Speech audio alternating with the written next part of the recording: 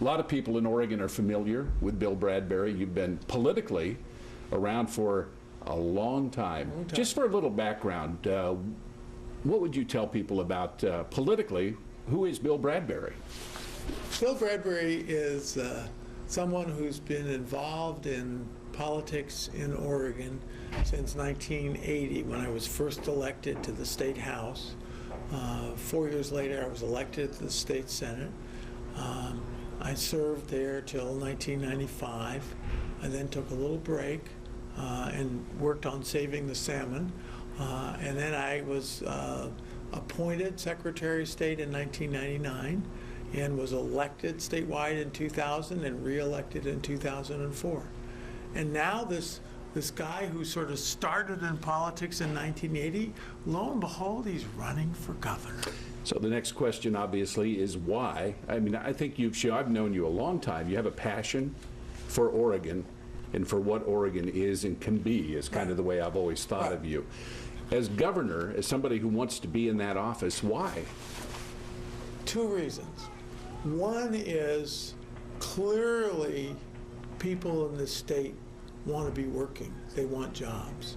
And we have this incredible opportunity to have development take place in a very sustainable way that's very environmentally okay and economically beneficial.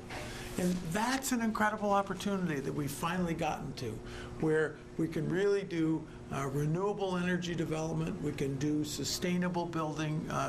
Portland, Oregon is the green building capital of the world. I mean, that means a lot of engineers, a lot of architects.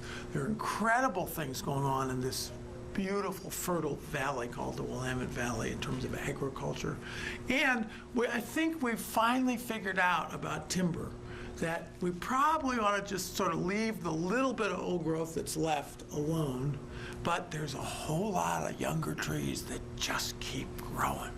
And we gotta harvest them. We got to thin our forests. It's not just because they're good for building products, but we got to thin our forests and make sure they continue to grow. So there are incredible opportunities relating to all of those things. So that's issue number one for me, is really putting people to work. The second issue that I get very concerned about is how are we doing in terms of educating our kids, educating our workforce at community colleges, and educating our real scholars at the university.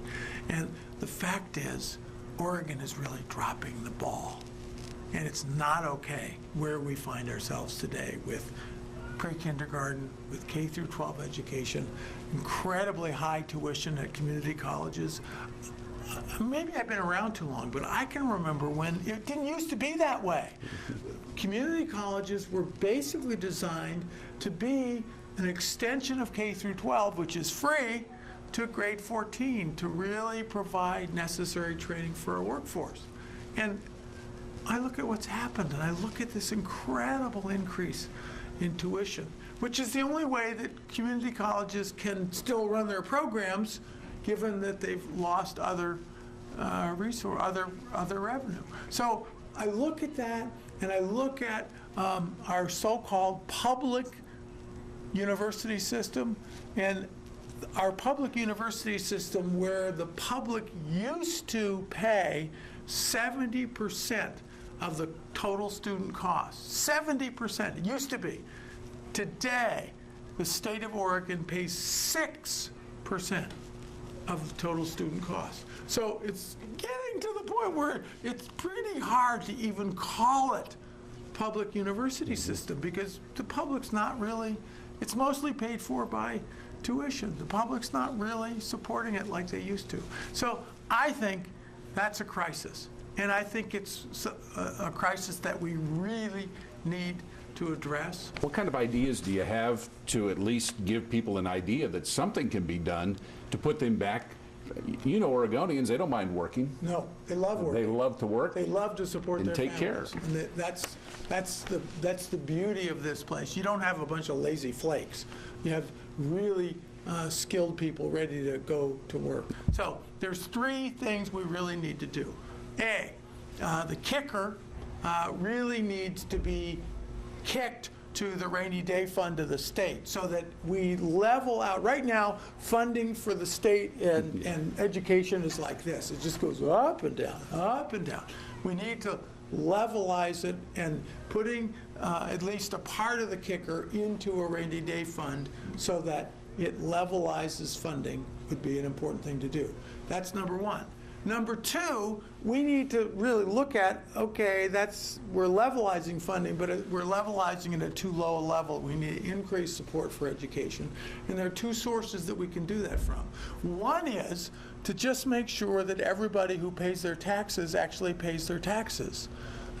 It's estimated by Kate Brown just issued an audit that estimated $100 million of income tax is not being paid by Oregonians, and they're just cheating the tax man.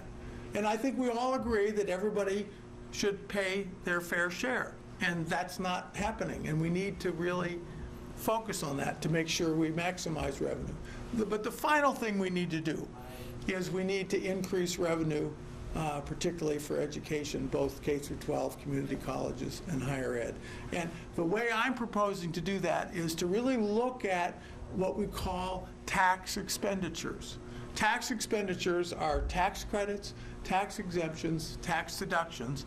They equal about $30 billion every 2 years of money the state just doesn't collect because of various reasons. Some of them are really, like, there's a 1909 tax credit that was created for wholly owned corporate subsidiaries or whatever that costs us about $30 million a year, and it basically allows corporations that have wholly owned subsidiary corporations to hide the money that their subsidiary corporations earn. If they earn it out of state, it doesn't become part of the larger corporate whole. It's sort of like you go, oh, I don't know why we did that, but that's only $30 million. There are other things in the tax expenditures that we really ought to look at. Being in a primary election, and especially with an opponent who you worked with for years, yes, good friend of yours very for a long time, has got to be a little bit of a challenge in that just the nature of politics is to point out differences, right. or I have this idea, you don't. Obviously, you've been able to do it, but how has that been for you, really? Well, it's a very good point, because John and I have worked together for years. He was Senate President. I was Senate Majority Leader for 6 years. I followed him as Senate President. I mean, immense mutual respect. And there is a very different style that we have. And it's a style that really I just talked about, it being a really hands-on person and really being engaged with people. And that's really my style. That's who I am. And I wouldn't describe John in the same way. But, that's a difference.